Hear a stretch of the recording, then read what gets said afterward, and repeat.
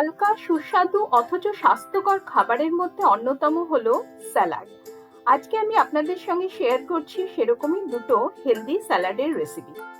নমস্কার বন্ধুরা, অ্যাপিটাইটের আরেকটি নতুন পর্বে আপনাদের সবাইকে স্বাগত। প্রথমে তৈরি করব বিট দইয়ের স্যালাড। তার জন্য একটা বাটিতে আমি দুটো সেদ্ধ করা বিট কুচিয়ে নিয়েছি।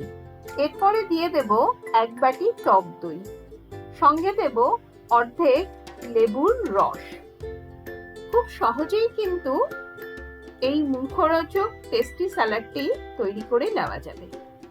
প্রত্যেকদিন অতিরিক্ত তেল ঝাল মশলাদার খাবার না খেয়ে মাঝে মধ্যে হালকা পাতলা স্বাস্থ্যকর খাওয়া কিন্তু খুবই জরুরি।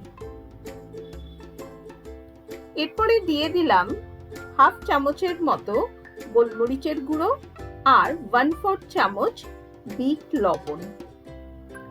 আপনি আপনার পছন্দ মতো কিন্তু সিজনিং ইউজ করতে পারেন। এরপরে বাটিতে মিশিয়ে দিলাম হাফ চামচ চাট মশলা। এমনিতে স্যালাড যেমন দুর্দান্ত স্বাদের হয়, সেরকম এর কিন্তু অনেক গুণাবলীও রয়েছে। ফ্রেশ শাকসবজি থাকার দরুন প্রচুর পরিমাণে ভিটামিন আর পুষ্টি আমরা এর থেকে পেতে পারি।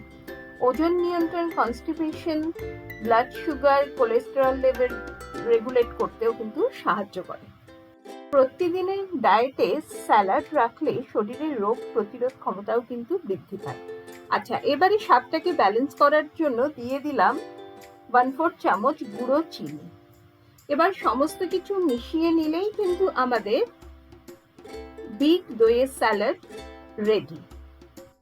সুন্দরভাবে প্লেটে সাজিয়ে নিয়ে ওপর থেকে অল্প কিছুটা চাট মশলা ছড়িয়ে দিন, আর ছড়িয়ে দিন অল্প কিছুটা ধনেপাতা কুচি দিয়ে পরিবেশন করুন বিট দইয়ের স্যালাড। দ্বিতীয় স্যালাডটি হচ্ছে রেনবো স্যালাড। তার জন্য আমি বেশ কিছুটা সবজি কুচিয়ে নিয়েছি। এখানে নেওয়া হয়েছে একদম কচি 8 থেকে 10টা পালংয়ের পাতা, নিয়েছি অল্প কিছুটা বাঁধাকপি কুচনো, কিছুটা কুচনো শসা, অল্প কিছুটা ইয়েলো বেল পেপার, কিছুটা কুচনো রেড বেল পেপার, কিছুটা কুচনো ক্যাপসিকাম, অল্প কিছুটা মটরশুঁটি আর অল্প কিছুটা কুচিয়ে নেওয়া গাজর।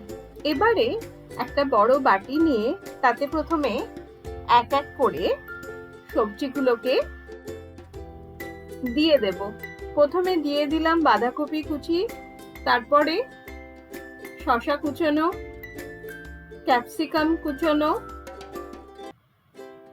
Yellow bell pepper, red bell pepper, গাজর কুচনো আর কড়াইশুঁটি। এখানে কিন্তু আপনি আপনার পছন্দ মতো সবজি ইউজ করতে পারেন, যেটা আপনার ভালো লাগে খেতে। রেনবো স্যালাডের এটাই হচ্ছে মজা।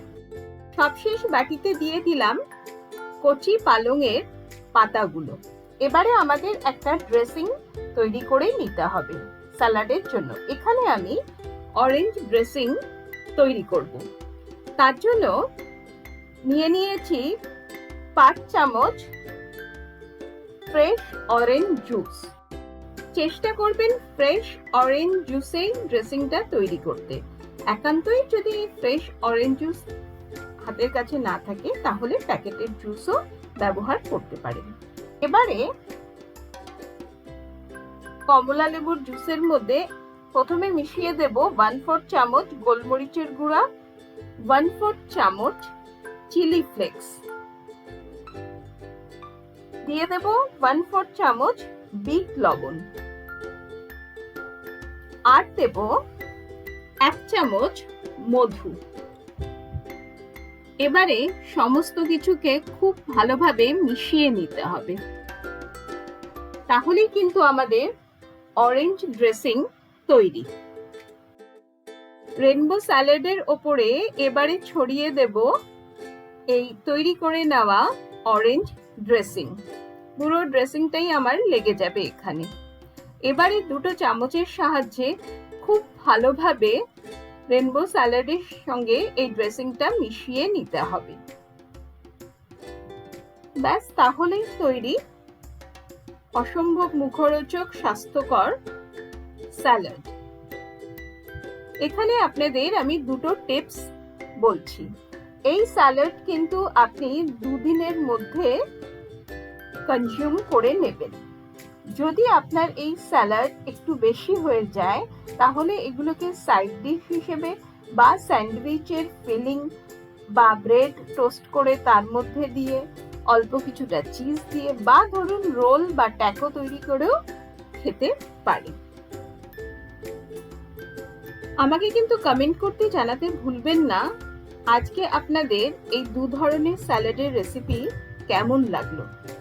যদি ভিডিওটা ভালো লেগে থাকে তাহলে অতি অবশ্যই লাইক দিয়ে অনেক অনেক শেয়ার করুন। আমার চ্যানেলে যারা নতুন বন্ধু তাদেরকে রিকোয়েস্ট করব চ্যানেলটিকে সাবস্ক্রাইব করে নেওয়ার, যাতে যখনই আমি নতুন আর অভিনব সব রান্নার রেসিপি আপলোড করব আপনাদের কাছে নোটিফিকেশন পৌঁছে যাবে। অ্যাপেটাইটের রান্নাগুলি ভালো লাগলে অতি অবশ্যই অ্যাপেটাইটের ফেসবুক পেজটিকে ফলো করতে হবে। আজ তাহলে এ পর্যন্তই। Happy cooking. ধন্যবাদ।